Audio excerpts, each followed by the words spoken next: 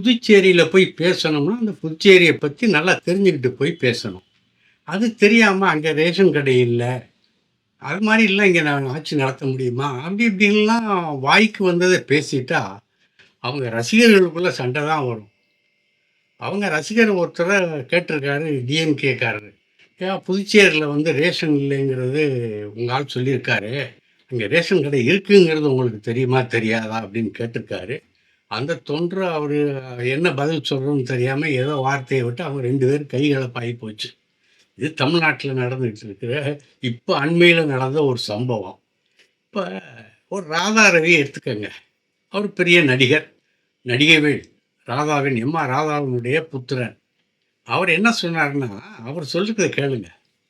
இப்போ கமல் சிரத்தை எடுத்து நடிச்சுக்குவார், எங்கே போனாலும் சரி.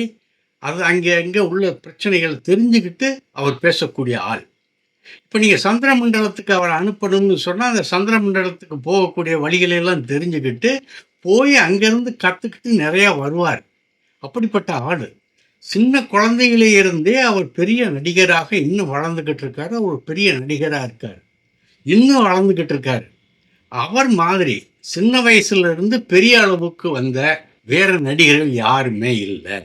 அவர் விஷயம் தெரிஞ்ச ஆள், எதையுமே நுண்ணறிவு எதாக இருந்தாலும் அவர் கற்றுக்கிடுவார், கற்றுக்கிட்டு பேசுவார் அப்படின்னு ராதாரவி சொன்னது எனக்கு ஞாபகம் வந்தது. அதை இங்கே நான் பதிவு பண்ணிக்கிறேன். சரி, அடுத்து என்னதான் உலகநாயகன் ரசிகர்களும் நம்ம சூப்பர் ஸ்டார் ரசிகர்கள்லாம் அடிச்சுக்கிட்டாலும் அதில் பரஸ்பரம் ஒரு அன்பு இருக்கும், விரோதம் இருக்காது, துரோகம் இருக்காது. ஏன்னா அவங்க உலகநாயகனும் விஜய் சூப்பர் ஸ்டாரும் 2 பேரும் ஆத்மார்த்த நண்பர்கள், பழகிக்கிறவங்க, ஒன்றா பழகிக்கிறவங்க, பழகி கொண்டு இருப்பவர்கள். அவங்க 2 பேரும் ஒன்றா சேர்ந்துட்டா இவங்க ஒன்றா சேர்ந்துக்குவாங்க. அவங்க 2 பேரும் விலகி தனித்தனியான ரூட்டில் போனால் இவங்களும் அவங்க நடிகர்களை பின்பற்றி தனித்தனியாக போய் நான் தான் சிறப்பானவன், நீ தான் சிறப்பானவன்னு சொல்லி ஒரு வாத பிரதிவாதம் பண்ணிக்குவாங்களே தவிர கத்தி எடுத்து குத்திக்க மாட்டாங்க.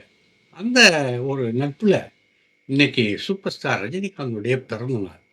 அவருக்கு சினிமா முரசம் வாசகர்கள் சார்பில், அதாவது நேயர்கள் சார்பில் பிறந்தநாள் வாழ்த்து சொல்கிறதுல ஒன்றும் தப்பு இல்லை. வாழ்த்துவோம், நல்லா வாழுங்க, நட்பை வளருங்க. நீங்களும் உலகநாயகனும் கடைசி வரைக்கும் நட்பாக இருக்கணும், அந்த நட்பு தமிழ்நாட்டை வாழ வைக்கணும் அப்படின்னு கேட்டுக்கிட்டு அடுத்து நம்ம பிரச்சனைக்கு போகலாம்.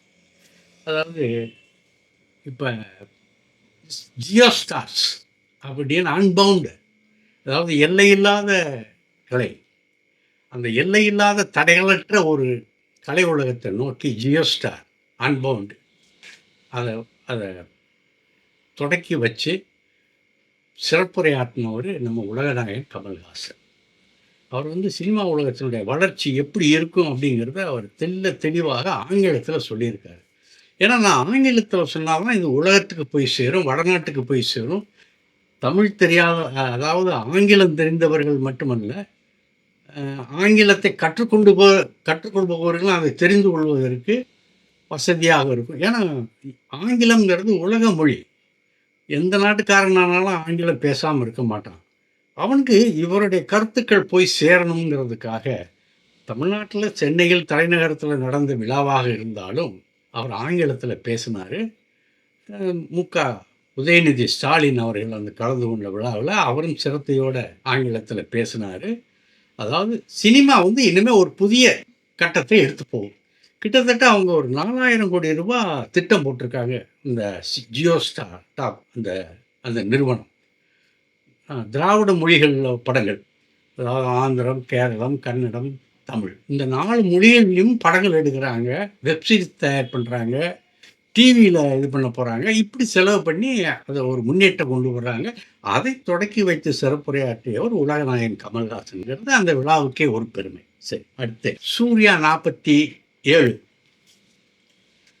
கடந்த 7ஆம் தேதி தான் பூஜை போட்டாங்க. இன்னும் படம் ஆரம்பிக்கலை. லகரம் ப்ரொடக்ஷன்ஸ், அதாவது சிவகுமாருடைய பிள்ளைகளுமே என்ன வந்தாங்கன்னா கொஞ்சம் தமிழ் பற்று உள்ளவங்க. ஏன்னா அவங்க கொங்கு நாட்டை சேர்ந்தவர், கொங்கு சமுதாயத்தை, அதாவது கொங்கு நாட்டை சேர்ந்தவர்கள், தமிழ் பற்றாளர்கள். அவங்க வந்து அவர் கல்வி அறக்கட்டளைக்கு வந்து அகரம்னு வச்சார், இவர் லகரம் ப்ரொடக்ஷன்ஸ்னு வச்சுருக்காரு. இந்த லகரம் லகரத்துக்கு தமிழுக்கே சிறப்பு வந்து லகரம். வேறு எந்த மொழியிலும் இல்லாத சிறப்பு தமிழுக்கு உண்டு லகரம். அதன் உச்சரிப்பே தனி. அந்த லகரம் புரொடக்ஷன் சார்பில் ஒரு பூஜை போட்டாங்க. அதாவது சூர்யா காலியாயிட்டாரு. ஒரு கங்குவா படம் வந்தபோது நம்ம எப்படி தக்லீஃபை காலி பண்ணாங்களோ அதே மாதிரி சூர்யாவையும் காலி பண்ணாங்க. சூர்யாவுக்கு அவ்வளோதான், மார்க்கெட் இல்லை, போச்சு, இனிமேல் அவருக்கு இறங்குமா தான் அப்படின்னு நாக்கில் நரம்பு இல்லைங்கிறதுக்காக கண்டவன்லாம் பேசினான். அதில் கூலி பத்திரிகையாளர்கள் தான் அதிகம். ஏன்னா இந்த கூலி கொடுத்தா கூற ஆட்கள் வந்து இங்கே தமிழ்நாட்டில் இப்போ நிறையா வந்துட்டாங்க. அவங்களுக்கு இந்த கையில் ஒரு செல்ஃபோன் கிடைச்சா போதும், ஆண்ட்ராய்டு செல்ஃபோன் கிடைச்சா போதும், அதை வச்சுக்கிட்டு நாங்களும் ஒரு பத்திரிகையாளர் தான், நாங்களும் ஒரு ஊடகவியலாளர் தான், நாங்களும் ஒரு யூடியூப்பர் தான் அப்படின்னு சொல்லிட்டு உள்ளே வந்துடுறாங்க. கேள்வி கேட்கவும் தெரியல, அதை ப்ரெசென்ட் பண்ணவும் தெரியல, எவன் காசு தர்றான்னு அவனுக்கு ஆதரவாக கும்பிட்டு போயிடுறாங்க. இது தமிழ்நாட்டை பிடிச்ச சனியை. இது வந்து மாறப்போகிறது இல்லை, அது வளர்ந்துக்கிட்டு தான் இருக்குது. ஏன்னா அதை வளர்த்து விடுறதே சினிமாக்காரன் தானே. அதை வளர்த்து விடுறது சினிமாக்காரன் தான். ஏன்னா அப்படிப்பட்ட கூலிப்பட்டாலும் தான் அவங்களுக்கு அந்த தயாரிப்பாளர்களுக்கும் சில எல்லா தயாரிப்பாளரும் சொல்ல, சில தயாரிப்பாளர்களுக்கும் சில ஆட்களுக்கும் தேவைப்படுது. அதை அவங்க செஞ்சுட்டு வர்றாங்க. இந்த 47 படம் வந்து இன்னும் ஆரம்பிக்கவே இல்லை, ஷூட்டிங் ஆரம்பிக்கவே இல்லை. அதுக்கு முன்னால் அந்த டிஜிட்டல் ரைட்ஸ் இதை வந்து நெட்ஃப்ளிக்ஸ் வாங்கிட்டாங்க. அந்த படத்தினுடைய பட்ஜெட் வந்து 27 கோடி, இவங்க வாங்கியிருக்கிறது 23 கோடி. அதுவும் போக மற்ற ரைட்ஸும் வித்துருச்சு. அதாவது எந்த சூர்யாவின் படம் தோல்வியை தழுவியது, அவர்கள் இனிமேல் வர முடியாது அப்படின்னு கொக்கரித்த அந்த தமிழ்நாட்டில் தான் அந்த படம் தயாரிக்கிறதுக்கு முன்னால் எல்லா ரைட்ஸும் விற்று போச்சுங்க. லாபத்தில் போய்கிட்டு இருக்கு கம்பெனி. படமே இன்னும் ஆரம்பிக்கலை, தொடங்கலை, ஷூட்டிங்கே ஆரம்பிக்கலை. அப்போ இது எப்படி என்ன சொல்கிறது? சூர்யாவுக்கு புகழ் குறைஞ்சி போச்சுன்னு அர்த்தமா? இல்லை, அவர் என்றைக்குமே புகழ் இருக்கு. அவர் என்றைக்குமே சிறந்த நடிகர். அதாவது சிவகுமாருடைய நடிப்பை போய் யாராவது குறை சொல்லுவாங்களோ, அதே மாதிரி அவருடைய பிள்ளைகள் சூர்யாவாகட்டும் கார்த்திகை ஆகட்டும், அவங்க 2 பேருமே நடிப்பில் சிறந்தவர்கள். நடிப்பில் சிறந்ததுனால தான் இன்னைக்கு வரைக்கும் தமிழ்நாட்டை அவங்க ஆண்டுகிட்டு இருக்காங்க. அவங்கள போய் இவங்க ஒரு சிலர் கூலி கொடுத்ததுனால கொக்கரித்தவர்கள்லாம் என்ன சொல்கிறாங்க, இப்போ இந்த வியாபாரத்தை பாரு, கூலி குறுகி போயிட்டாங்க, இவ்வளோ விலைக்கு போயிடுச்சா, இப்படி விற்றுட்டாங்களா. இயற்கை இது பொறாமல் வரத்தான் செய்யும், அதை தடை பண்ண முடியாது. சரி, இப்போ நாஞ்சில் சம்பத்தை பற்றி ஒரு விவாதம் ஓடிக்கிட்டு இருக்கு. இந்த நாஞ்சில் சம்பத் வந்து யார் கட்சியில் இருக்காரோ அவங்களுக்கு விசுவாசமாக எவ்வளோ மோசமாக பேசணுமோ எதிர்கட்சிக்காரங்களும் அவ்வளோ மோசமாக பேசுவார். அவருக்கு கை கொடுக்கறது அன்னை தமிழில் சிறந்தவர், தமிழ் மொழியில் சிறந்தவர். அதாவது அண்ணன் வைகோ அவர்களுடைய வழியில் வந்தவர். அவர் வைகோவினுடைய அரசியல் பிடிக்காம தான் அவர் வேறு கட்சியில் வந்து சேர்ந்தார். அதிமுகவில் இருக்கும்போது ஒரு ஜெயலலிதாவுக்கு லாலி பாடினார், ஜெயலலிதா இருக்கும்போது திமுகவை வசப்பாடினார். அப்புறம் திமுக விட்டு விலகி தனியாக இருக்கும்போது தமிழக வெற்றிக் கழக தலைவரை பற்றி கண்ணாமுன்னான்னு பேசினார். இவன் தற்குனி, இவன் என்ன தெரியும், ஒன்றுமே தெரியாது, அரசியல் தெரியாது, நீ வார்டு கவுன்சிலராகவே வர முடியாது, அப்படி இப்படின்னு சேர்ந்தவர் இன்றைக்கி அங்கே போய் சேர்ந்துட்டார் அந்த கட்சியில். நான் அதை சொல்கிறது சேர்ந்ததை பற்றி சொல்லலை. அவருடைய விலை வந்து 70 லட்சத்துக்கு பேசப்பட்டிருக்கு அப்படின்னு சொல்கிறாங்க. 70 லட்சம் வாங்கிக்கிட்டு தமிழக வெற்றிக் கழகத்தில் சேர்ந்தார். அந்த வரிசையில் இன்னும் பலர் பேரம் பேசிக்கிட்டு இருக்காங்க அந்த கட்சியில் சேர்றதுக்கு அப்படின்னு ஒரு தகவல் வந்தது. அதை உங்கள்கிட்ட நான் பரிமாறிக்கிறேன். இப்போ எல்லாருமே நம்ம இந்த பார்வதி திருவோத்து, இன்னும் சில நடிகைகள்லாம் வந்து இப்போ நம்ம மலையாள நடிகர் திலீப் வந்து ஒரு பாலியல் வன்கொடுமை அந்த சட்டத்தில் அந்த குற்றத்தில் இருந்து விடுதலை ஆகிட்டாரு அப்படின்ட்டு கோர்ட்டு விடுதலை பண்ணிடுச்சு. ஆனால் அரசாங்கம் வந்து அதை எதிர்த்து அப்பீல் பண்ண போகுதுன்னு அறிவிச்சிருச்சு. முதல்வரே அறிவிச்சிட்டாரு இதை.